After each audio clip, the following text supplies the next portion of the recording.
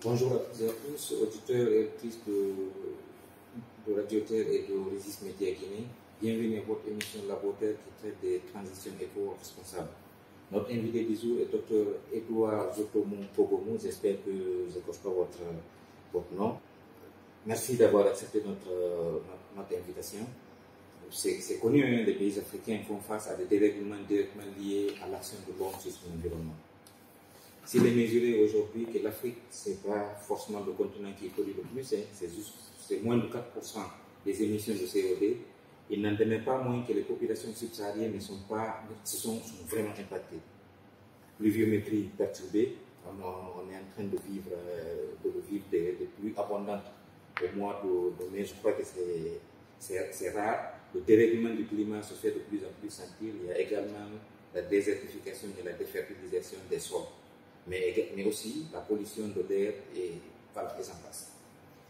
Il est vrai que la construction d'une conscience citoyenne à l'échelle d'une nation est désormais cruciale et urgente. Les populations subsahariennes doivent plus que jamais être résilientes, perspicaces et volontaires pour faire face à ces situations. Et pendant ce temps, que fait la politique? C'est pour ces raisons que Laboratoire a décidé de questionner, Laboratoire a décidé d'enquêter, Laboratoire se propose d'informer, Laboratoire propose également, mais des propositions sur la table. Bonjour Dr Edouard et bienvenue dans l'émission Laboratoire. Bonjour à tous les éditeurs. Le thème de cette émission, encore une fois, c'est transition écologique, zoom sur l'action publique en Guinée. Notre invité, pour en parler, est un homme politique. Il a été candidat aux dernières élections présidentielles. C'est le dernier, en 2020. Il était candidat aux élections présidentielles. Donc, c'est aussi un expert affûté sur les questions liées aux gouvernances des ressources naturelles. Avec lui, nous allons essayer de parler de la transition écologique en Guinée, de la conscience citoyenne, mais aussi des enjeux liés au réchauffement climatique et les orientations prises ou qui doivent être prises par la politique. Une fois de plus, merci de nous faire confiance. La première question est, docteur, moi je voudrais savoir un peu rapidement votre parcours universitaire qui vous a mené à ce métier que je pense être passionnant, les industries extractives. Merci pour cette question. Comme vous le dites si bien, je suis Dr Edouard Zotomou Pogomou, je suis ingénieur de mines et de métallurgie extractive. Mon parcours, je ne veux pas aller un peu plus loin. Je vais peut-être commencer simplement au niveau de la terminale, quand je rentrais à l'Institut. J'ai fait 2 bacs chimie. Donc de là, j'étais relativement bien, parce que tous mes amis le connaissent. Donc je suis rentré à l'Institut Polytechnique à l'époque, je suis de la 9e promotion universitaire. C'est la même promotion que mon ami Laïsine Darren Diallo. Avec qui vous faites la politique? Avec qui je fais la politique. Bon, lui, il était en comptabilité, moi j'étais au mine. Mais en ce moment, on ne se connaissait pas très bien, on ne se connaissait même pas en ce moment. Mais de toutes les façons, je suis rentré donc à l'Institut, j'ai fait mine et géologie. J'ai terminé en 1976 avec un sujet de mémoire sur FIA, le bauxite à plaquettes. Comment est-ce que ce bauxite-là impactait le rendement d'extraction au niveau de l'usine de FIA. Et de là, je suis allé au ministère des Mines et de la Géologie, après ma soutenance, bien sûr. J'étais au bureau d'études techniques, la section matières précieuses. C'est là que on a divisé effectivement l'insertion des populations dans le développement, la mise en valeur de nos ressources minières. Ben, je ne suis donc pas resté ici. Je suis en train de raccourcir, d'aller vite, voilà, alors que je suis allé aux États-Unis sur Bourse Alco. Bourse Alco, j'ai été un des récipiendaires pour aller faire des études de post-universitaire. J'ai donc fait un master à l'Institut des mines et de technologie du Nouveau-Mexique, et ensuite un PhD à l'Université de l'Idaho. Et c'est de là que je me suis retrouvé avec des grandes compagnies comme Rio Tinto, Unisys Crucial, travaillé avec eux pendant près de 17 ans. Ça m'a ramené un peu partout, en Alaska, au Nevada, comme on appelle à Utah. Et c'est de là que me suis vu vraiment, disons, passionné par ce métier. Et j'ai vu qu'avec les acquis que nous avons en Guinée, on pouvait quand même tirer beaucoup d'expérience. On va y revenir. D'accord. C'est le contraste entre la richesse du sous-sol et la pauvreté de la population. D'accord. Donc, j'ai fini ces études et je suis resté, bien sûr, je n'ai pas décidé de rester. Et je me suis mis effectivement à la disposition du gouvernement guinéen à l'époque. Et je dois dire que le bourse d'Alco, c'est la compagnie des boursiers de Guinée, à travers Alco, qui l'a financé. Mes études de doctorat, ce sont les professeurs avec qui je travaillais, qui ont quand même eu confiance en moi. Ils ont supporté mes études pour que je fasse un doctorat. Effectivement, ce n'est pas donné à tout le monde. Donc, je l'ai fini. Et pendant près d'une trentaine d'années, je travaille dans l'industrie extractive. Ça m'a amené un peu partout, avec de grandes responsabilités, des taux d'exploitation. Nous faisions de l'or au Nevada, comment on appelle, à Utah, à Salt Lake City, comment on appelle, Grease Creek Mining Company, à chose, en Alaska. Et de là, je me suis retrouvé finalement avec Freeport, qui est un des géants du cuivre, peut-être la plus grosse boîte au monde. On a travaillé avec eux jusqu'à ce qu'il y a eu la décision pour moi de venir justement m'insérer dans le processus ici.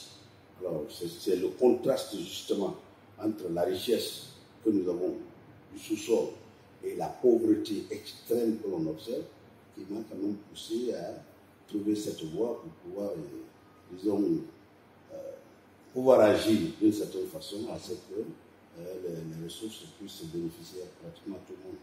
C'est ce qui m'a amené ici. À revenir à vous lancer en politique, on en parlera sûrement. Ça se voit donc que vous êtes un expert, comme je l'ai dit tantôt, affilié, qui a mené rouler un peu sa bosse partout, qui a vu des choses et des choses en Guinée, mais aussi en dehors du pays. En Afrique. En Afrique, comme vous le dites si bien. Oui. Mais également, vous êtes doublé de noms politiques aujourd'hui. Vous êtes revenu en Guinée, vous êtes lancé en politique. J'aimerais savoir le regard des deux hommes, le regard de l'expert, le regard de l'homme politique en un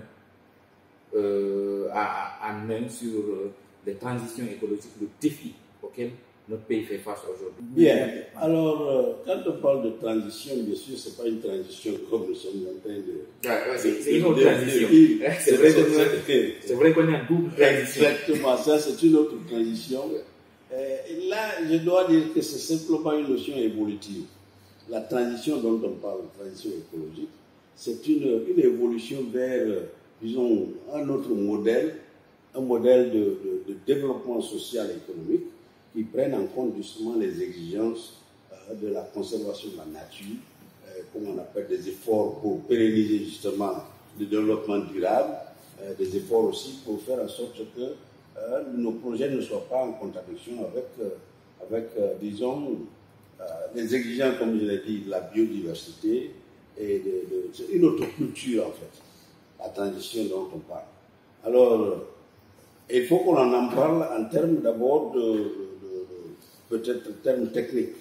Je suis un ingénieur et étant donné l'expérience que moi j'ai vécue au niveau de ma profession, je sais que, disons, le respect des normes environnementales est de rigueur dans tous les pays, surtout aux États-Unis, à travers leur grande entreprise qui est pas une entreprise, mais un service spécial qu'on appelle EPA, Environmental Protection Agency, l'agence de protection de l'environnement, qui a alors les mains libres, justement, les coudées très franches, pour pouvoir faire respecter ce qui doit être fait pour ne pas que la population ou alors la faune, les forêts qui doivent exister, continuent d'exister.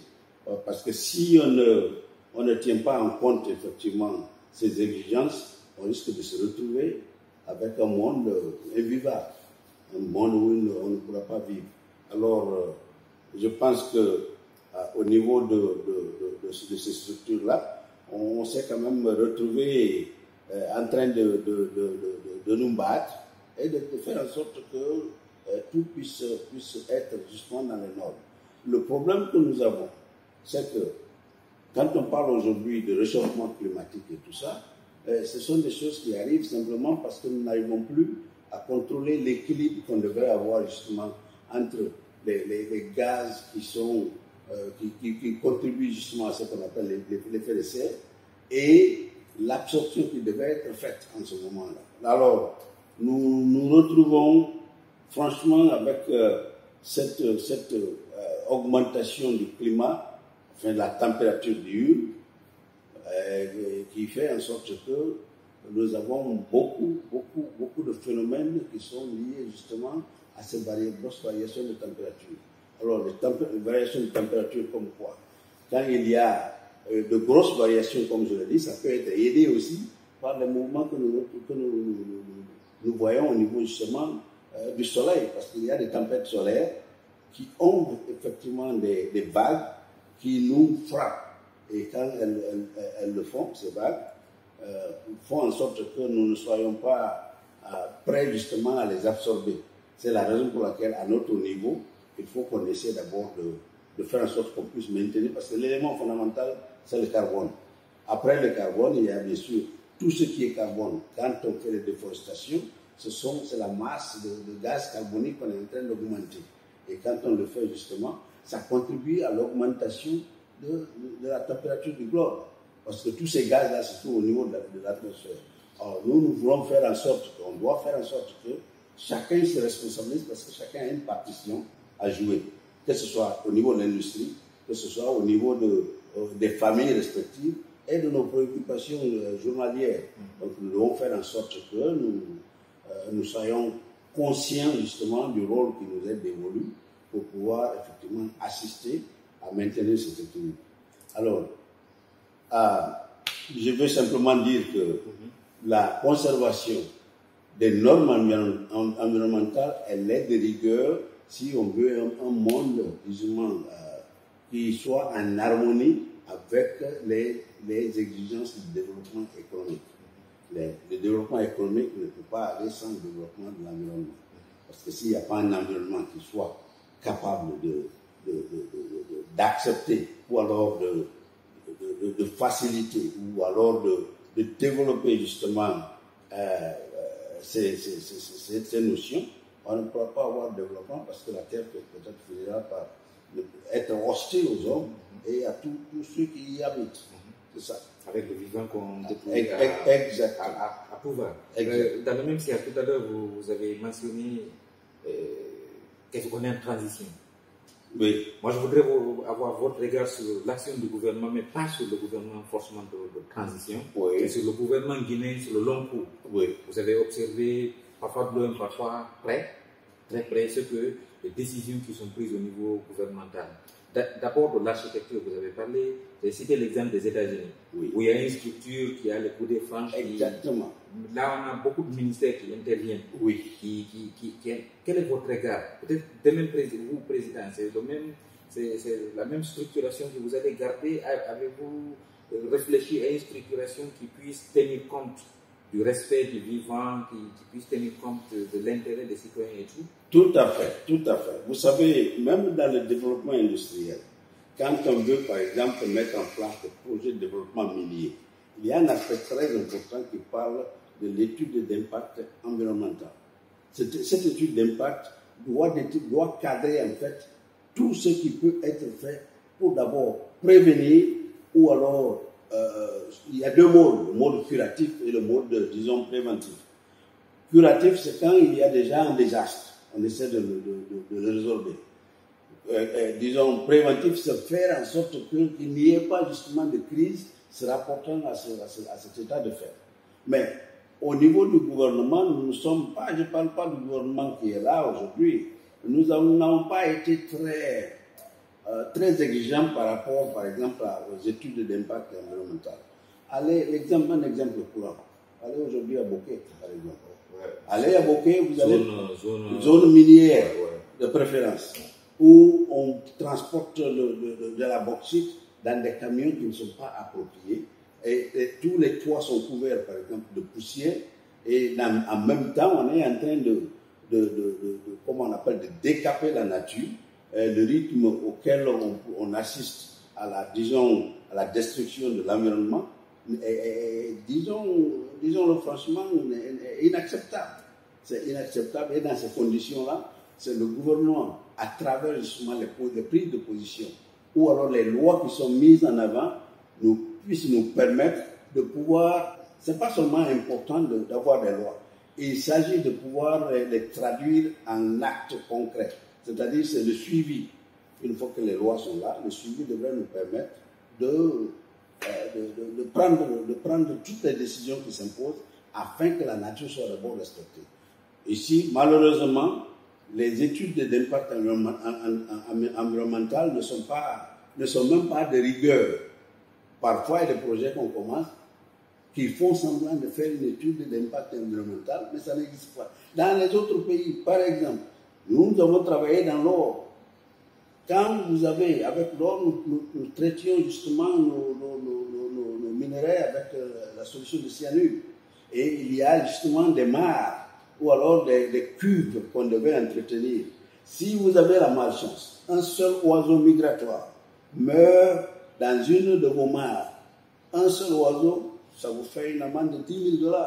Imaginez un oiseau, un seul oiseau. Alors c'est à vous maintenant de prendre les dispositions pour prévenir justement cet état de fait. Parce que vous en tuez 10, vous serez peut-être hors de business. Alors ici, ça ne se fait pas. On voit même qu'il y a des espèces, parce que la nature, comme je l'ai dit, elle est partagée entre les hommes et les animaux. Ils sont là et même, disons, la végétation. Et l'homme pense être au centre, alors que ce n'est pas forcément local. Exactement. Alors si on ne prend pas les dispositions pour que les hommes se sentent aussi responsables et bénéficiaires autant bien que les autres, on risquera justement de fausser l'équation, et dans ces conditions, les conséquences seront graves pour tout le monde, et on ne veut pas arriver là. Grave pour tout le monde, grave surtout pour les populations les plus pauvres. Comme nous le savons, il y a des études sérieuses qui montrent que les pauvres sont les plus impactés, les plus vulnérables par rapport à l'effondrement de la biodiversité et du vivant. Tout à fait, tout à fait. Regardez justement les efforts qui doivent être faits pour d'abord délocaliser les populations au cas où il y a un projet d'envergure qui doit s'implanter. Ces efforts-là ne sont pas soutenus.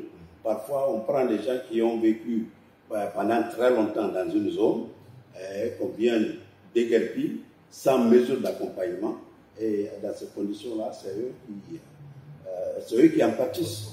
C'est ça. J'aimerais avoir votre point de vue.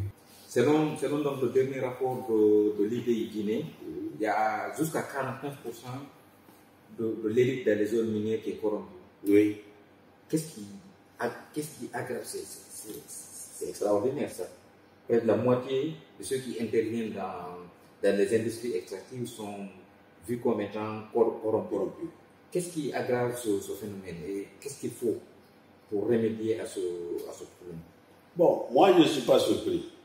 Je ne suis pas surpris justement du comportement de l'élite, parce que ça commence au niveau même des négociations pour pouvoir arriver à ce projet.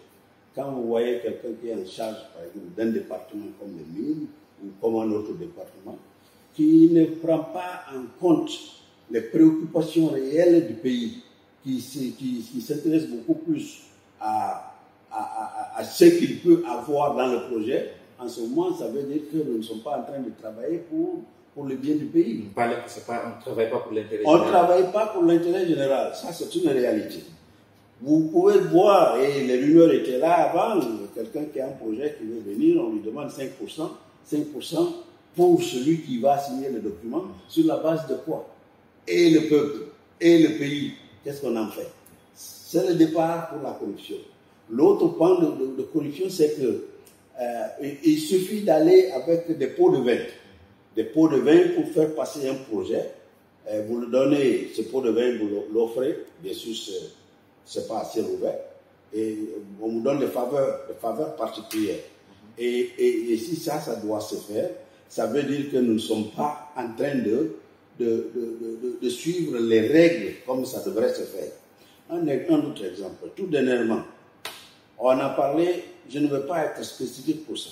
Vous avez peut-être entendu qu'il y avait eu un avion ou des avions qu'on nous avait donné, qu'on a donné à la junte, par exemple. Alors, il semblerait que ce sont des avions qui sont donnés à quelqu'un qui veut négocier et qui veut s'investir dans les mines.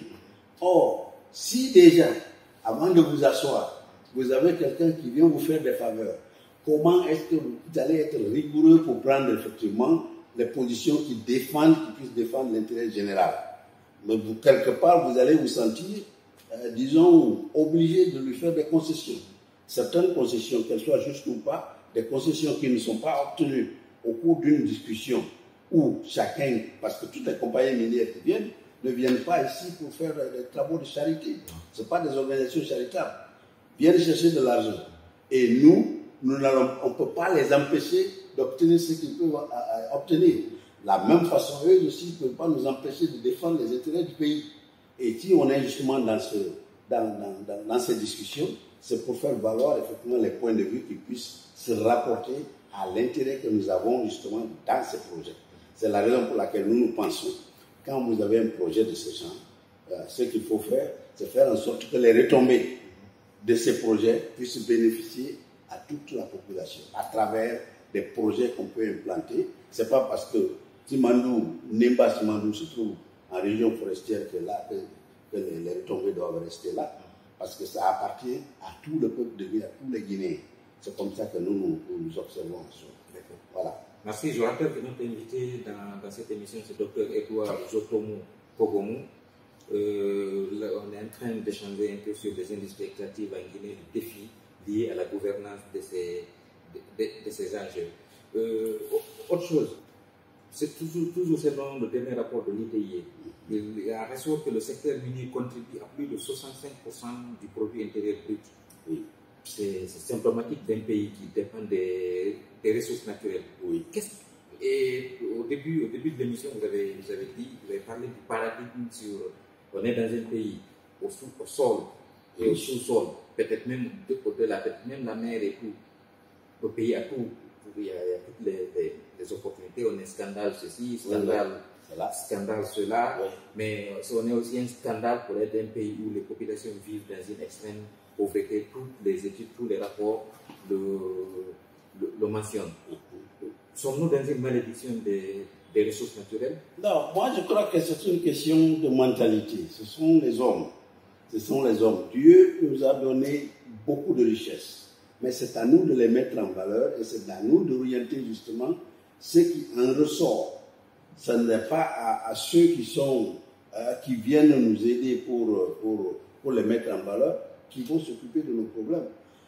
Ici, vous avez parlé de l'ITIE. L'ITIE, d'abord, ça a été mis en place pourquoi? Pour rendre transparent justement le processus comment on appelle, des rapports que l'on dépose et qui doivent mettre à la face de tout le monde ce que l'industrie est en train de faire du point de vue de leur contribution, comment on appelle la production qui est extraite, les valeurs et tout, que ça ne soit pas caché dans des tiroirs, que ce soit devant tout le monde. Sauf qu'à la décharge, pardon, c'est ainsi, sauf qu'à la décharge du gouvernement guinéen, nous sommes un des rares États qui publie tous les contrats miniers aujourd'hui. Oui, mais ça c'est venu justement après les exigences. L'ITIE n'était pas là avant. Je crois que l'ITIE s'est installé peut-être dans les années 2013.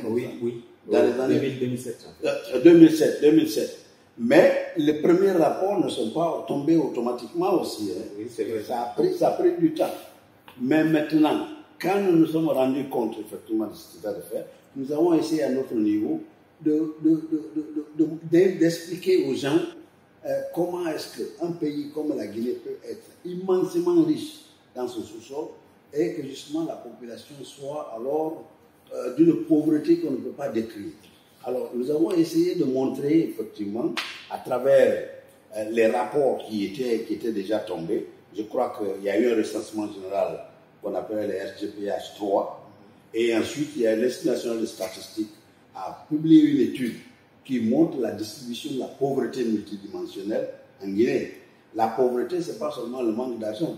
Ça s'appelle le manque de matériel, le manque de maisons, le manque de soins de santé et tout ça. Aux Nations Unies, ces indices-là ont été consolidés pour déterminer ce qu'on appelle l'indice de pauvreté multidimensionnelle. Alors, on s'est amusé à transposer cette carte de distribution de la population, enfin de la pauvreté multidimensionnelle, sur l'implantation des compagnies minières en Guinée, à la même échelle.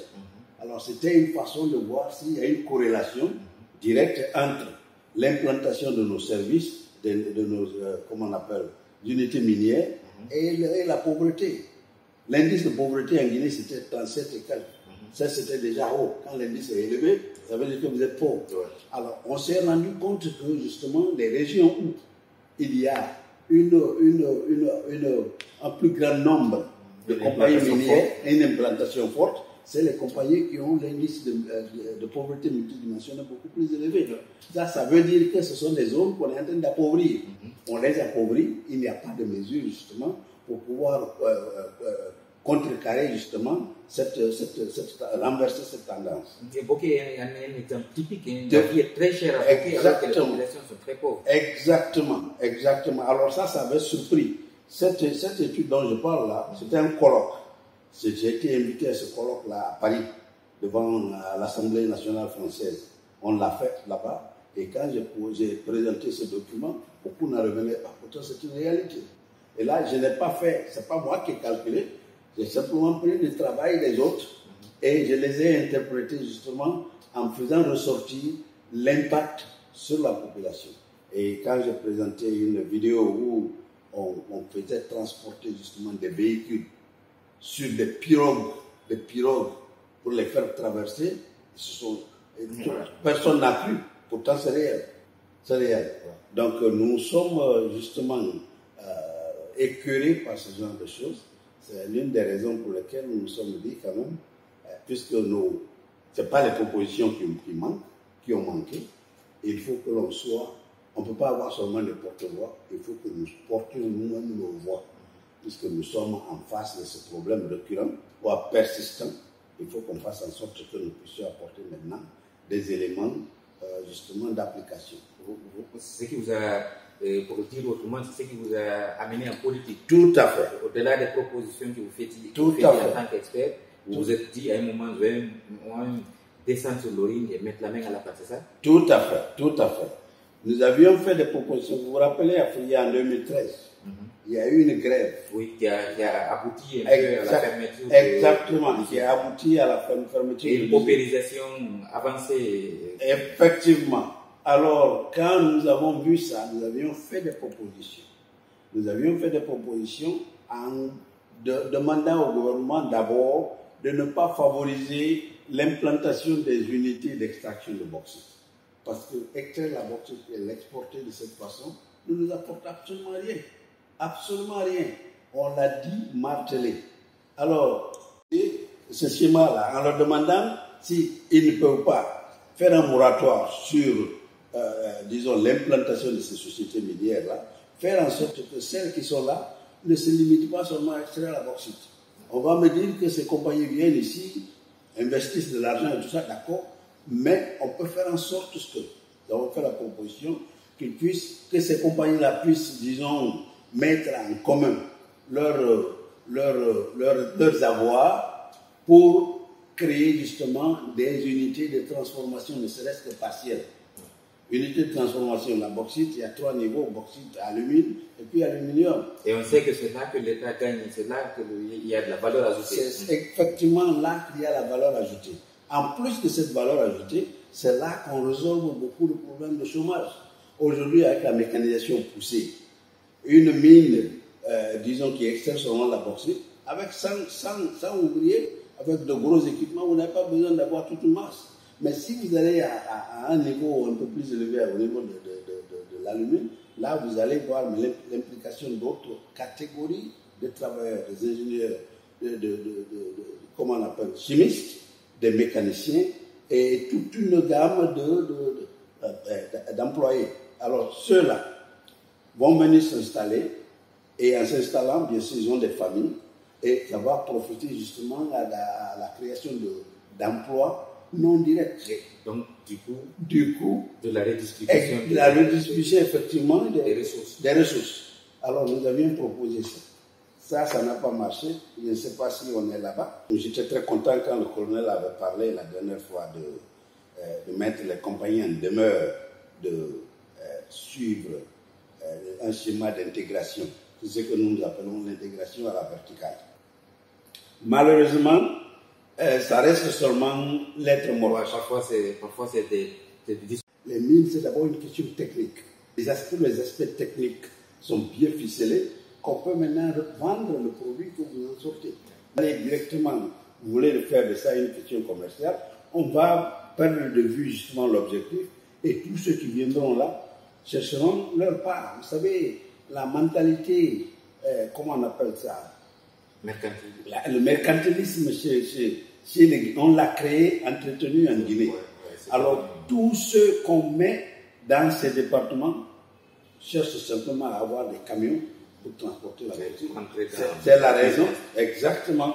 C'est une façon de faire de l'argent facile.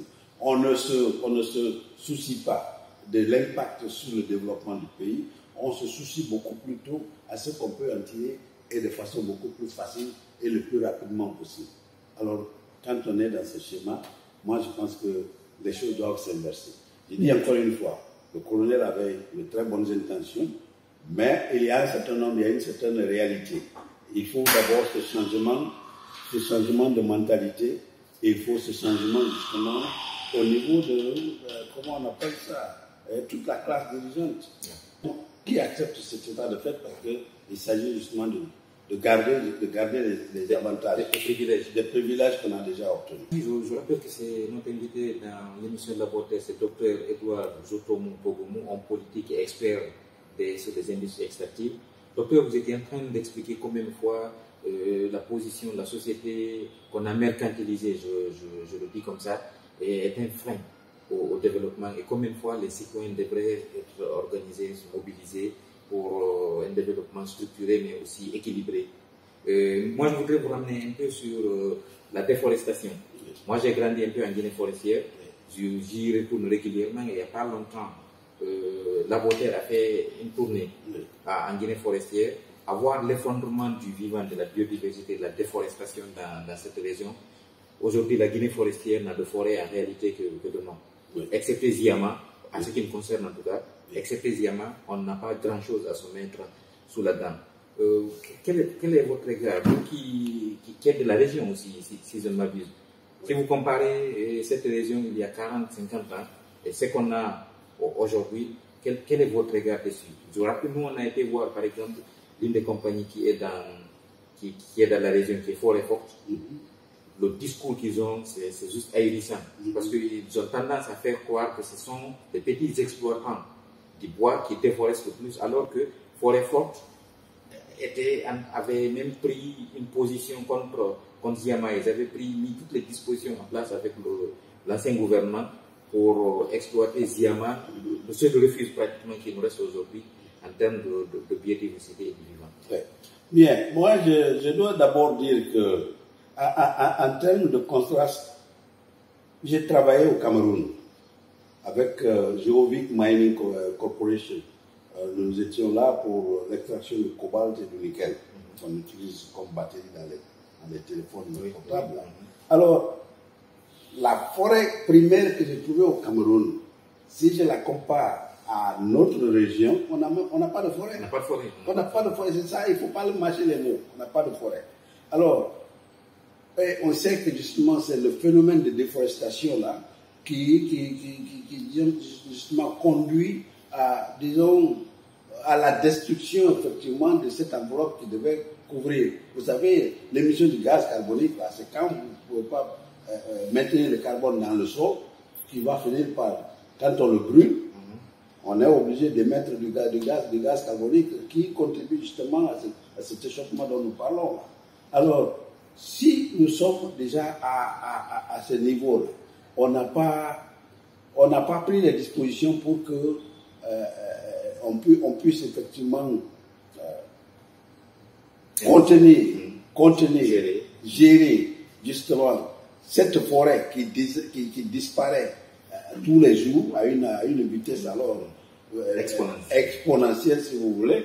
C'est que si on n'inverse pas la tendance, nous ne pourrons pas tirer quoi que ce soit justement de l'existence de ces forêts. Alors, moi je pense que du point de vue du maintien de cette biodiversité, il va falloir que chacun, comme je l'ai dit à l'entame, joue sa partition. Les compagnies qui viennent s'installer, puisque ces compagnies n'ont pas justement de bons plans de reboisement, parce que c'est là où ça commence aussi. Normalement, quand on coupe un arbre, il faut en planter un autre immédiatement. Et quel arbre on a coupé? Voilà, le même genre, ainsi de suite. Alors, je vais vous dire que, je parlais tout à l'heure du Cameroun, nous avions une étude, on a fait une étude justement de la biomasse, parce qu'on devait installer, j'étais chargé de l'étude, pour installer une centrale thermique. Au lieu de brûler du mazout comme on le fait à Fria, on voulait, disons, expérimenter avec les déchets de bois, parce qu'il y a beaucoup d'usines de sciage dans le pays.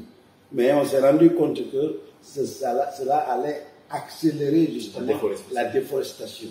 C'est pourquoi nous-mêmes, en tant qu'Africains, nous avons été effectivement contre au niveau de notre propre compagnie. À l'intérieur de la compagnie. Vous avez fait la résistance à l'intérieur. Exactement. Nous nous sommes dit qu'on ne peut pas imposer ce genre de choses. D'abord, le gouvernement ne va pas l'accepter et nous-mêmes, nous ne devions pas proposer une telle mesure. Parce qu'on ne peut pas, disons, favoriser alors que dans nos pays, là-bas, quand je dis nos pays, là où nous évoluons, les exigences sont là. Quand vous dites nos pays, c'est-à-dire en Occident. Exactement, en Occident. On ne peut pas imposer parce que là-bas, nous exigeons. Ici, on ne devrait pas faire le contraire. Parce que le monde de ce qui se passe aujourd'hui ici, si on impacte l'environnement, avec le temps, on va impacter l'environnement un peu partout. Parce que c'est ça. Le monde, il est globalisé. Souvent, d'ailleurs, on l'a dit au début de l'émission, c'est souvent le réchauffement qui se fait là-bas que nous ressentons ici. Ça fait que ce danger est devenu aujourd'hui un enjeu mondial pour le réchauffement climatique. Plusieurs mécanismes. Il y a les différents COP. Le COP de la biodiversité, le COP du climat. Et récemment, l'année dernière, au mois de juillet 2022, il y a eu le premier congrès africain des aires protégées. Ça veut dire qu'il y a beaucoup de mécanismes au niveau international. On sait aussi, on est en Guinée, la Guinée est une population fortement politisée. Oui. On n'en dit pas assez, mais c'est une population très politisée que nous avons. La population guinéenne, elle est majoritairement jeune aussi, oui. Avec tout ce qui va avec oui. les bons et les moins, et les mauvais. Et les mauvais. Oui. Moi, je voudrais savoir, à votre avis, cette population, elle est connectée aujourd'hui aussi. Pendant la Première République, on pouvait cacher des choses aux gens. Aujourd'hui, on ne peut rien cacher à personne. Oui.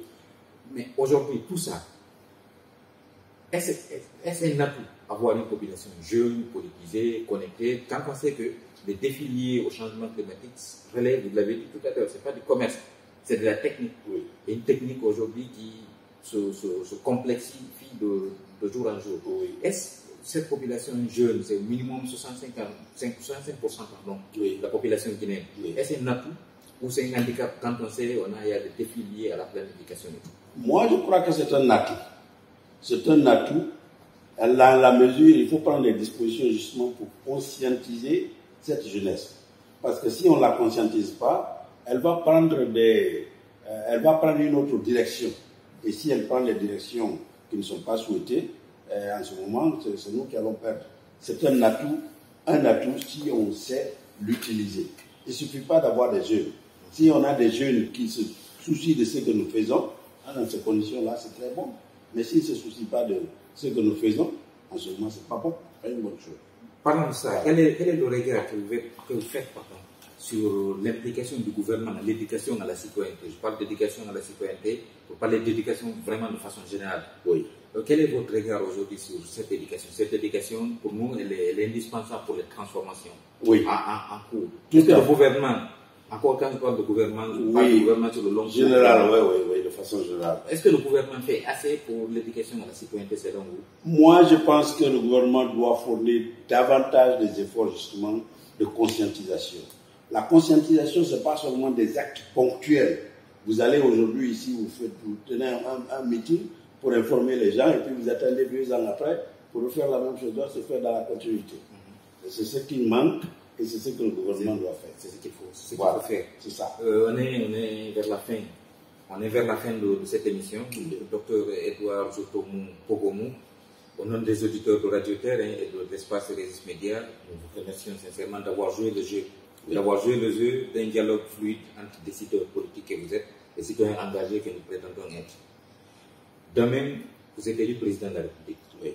Demain, vous êtes Premier ministre ou ministre des Mines. Oui. Vous devez prendre une seule décision. Oui. Pour inverser le cours des choses de ce que nous venons de dire. Oui. Une décision. Quelle décision? Quelle va être la première liée aux questions dont nous venons de parler? Et pour mettre, ma question elle n'est pas finie, pour mettre en œuvre cette décision, par quel acteur allez-vous passer? Bien, là, la question à $1 million. Oui, c'est ça que les Américains et les Anglais appellent le $1 million question, c'est ça. Alors, je pense qu'il faut, au niveau des gouvernants, je pense qu'il faut aller au-delà justement des rhétoriques.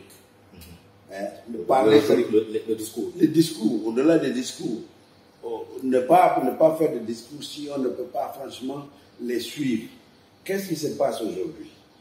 Tout le monde parle de développement, tout le monde parle de conscientisation, tout le monde parle de, comment on appelle, d'avancée politique.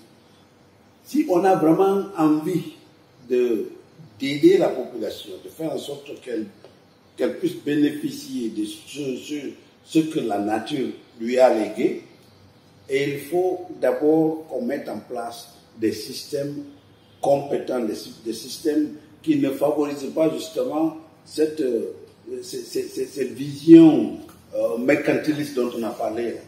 En même temps, il faut que le gouvernement se dise qu'il est en mission.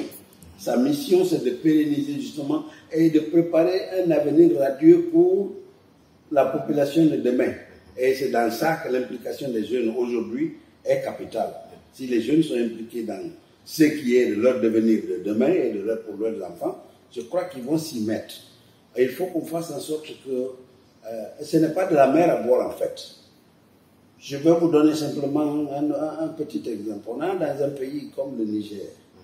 Le Niger est un pays... Le Niger, je vous rappelle pour les auditeurs de Radio Terre que c'est un pays d'Afrique de l'Ouest également. Exactement. Désertique. Exactement. Tout ne commence pas juste par... ils sont dans des programmes, effectivement, de reboisement. Et je crois que même en Libye, la Libye qui est un pays désertique, avait commencé à faire, effectivement, à créer des forêts, en fait. Et des fleuves artificiels. Et des fleuves artificiels. Ça, c'est des efforts qui doivent nous guider, qui doivent nous servir de référence. En ce qui concerne justement les retombées, on a souvent parlé ici, par exemple, de mines contre ressources naturelles. Le troc. Le troc. Alors, l'exemplification justement de cette façon de concevoir les coopérations a été matérialisée au Niger, encore une fois. Mahamadou Youssoufou, c'est un ingénieur. Pour ceux qui ne savent pas, c'est un ingénieur de mine. Mahamadou Youssoufou, c'est l'ancien président du Niger. Il a fait l'école de mine de Saint-Étienne. Dans le cadre de ce qu'on a appelé ressources minières contre infrastructure, Mahamadou Youssoufou, juste pour le bien de la population, a construit un hôpital à Niamey qui n'a pas son second ici, en Afrique du Nord. Un hôpital de référence. Un hôpital de référence. Alors, c'est comme ça que nous sommes en train de voir le rôle justement du gouvernement dans la gestion des ressources du pays. C'est comme ça. Que ce soit, au lieu que ce soit simplement un lieu où le népotisme, par exemple, favorise certaines personnes parce qu'on veut justement leur créer les conditions pour se faire de l'argent. Ils ne font pas de l'argent, ils ne font pas de l'argent pour tout le pays, mais pour eux-mêmes. Donc, il faut ce changement de mentalité. Et pour ça, c'est un travail dans la durée. Ce n'est pas seulement quelque chose qu'on peut entreprendre aujourd'hui. Il faut persévérer justement dans ce sens. Et tant qu'on ne l'a pas fait, je crois que nous serons très loin de pouvoir atteindre l'objectif. L'autre chose, il faut avoir le courage de dire, j'ai l'impression, moi c'est ça mon impression, nos pays francophones, on dirait que nous avons hérité de quelque chose. On a un passif lourd. Bien sûr, les anglophones, c'est quand tu étudies dans un pays anglophone que tu te rends compte effectivement que ces gens ont un respect fou pour tout ce qui est de, comment on appelle, de biens publics.